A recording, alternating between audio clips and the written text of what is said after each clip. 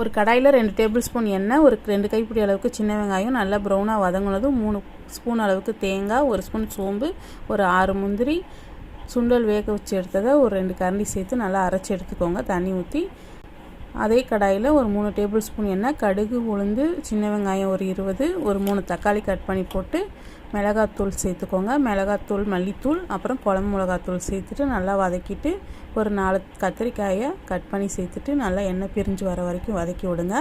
அப்புறம் நம்ம ஒரு 1/4 கிலோ சுண்டலை ஊற வச்சு வேக வச்சு எடுத்துருக்கோம், அதையும் தண்ணியோடு சேர்த்துட்டு ஒரு முருங்கைக்காய் கட் பண்ணி சேர்த்துட்டு இது நல்லா ஒரு 10 நிமிஷம் வேகவும் நம்ம அரைச்ச மசாலாவையும் சேர்த்துட்டு நல்லா கலந்துட்டு ஒரு சின்ன நெல்லிக்காய் அளவு புளி தண்ணியை சேர்த்துட்டு மூடி போட்டு ஒரு 10 நிமிஷம் மீடியம் ஃப்ளேமில் வச்சு இறக்குனிங்கன்னா நமக்கு சுண்டல் குழம்பு சூப்பராக ரெடி ஆயிரும். இது சாதம், இட்லி, தோசை கூட ரொம்ப சூப்பராக இருக்கும்.